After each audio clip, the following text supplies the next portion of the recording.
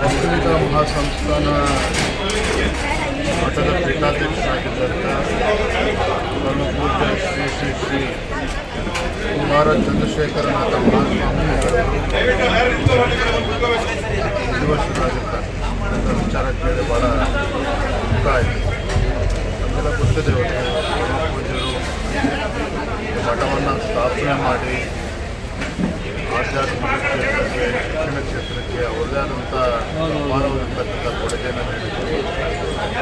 ಲಕ್ಷಾಂತರ ದೇಶಕ್ಕೆ ಸಾಕಷ್ಟು ದರ್ಶನ ಪಡಿಸ್ಕೊಂಡು ಏನು ಅವರ ಅಗಲಿಕೆಯ ನೋವನ್ನು ಬರ್ತಕ್ಕಂಥ ಶಕ್ತಿ ಭಗವಂತ ಭಕ್ತರಿಗೆ ಬರಲಿ ಅಂತ ಹೇಳಿ ಭಗವಂತನ ಪ್ರಾರ್ಥನೆ ಮಾಡಿದ್ದಾರೆ.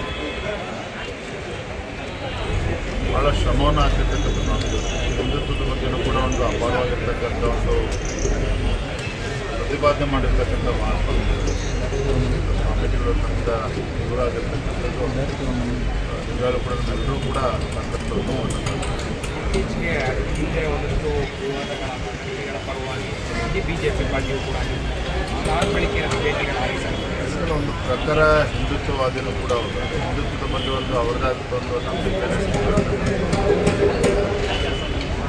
ದಿಟ್ಟ ಮತ್ತು ನೇರ ನುಡಿಗೆ ಹೆಸರಾಗಿರ್ತಕ್ಕಂಥ ಸಾಕಷ್ಟು ಭಾಳ ದೊಡ್ಡ ಸಂಖ್ಯೆಯ ಭಕ್ತರು ಕೂಡ ಭಾಗದಲ್ಲಿರುವಂಥದ್ದು.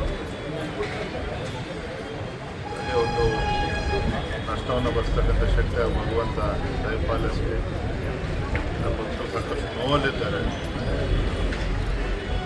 ಆದರೆ ಅವರೊಂದು ಅವ್ರದ್ದೇ ಆದಂಥ ಒಂದು ವಿಚಾರಗಳನ್ನ ನಮಗೆ ಬಿಟ್ಕೊಟ್ಟು ಹೋಗಿದ್ದಾರೆ.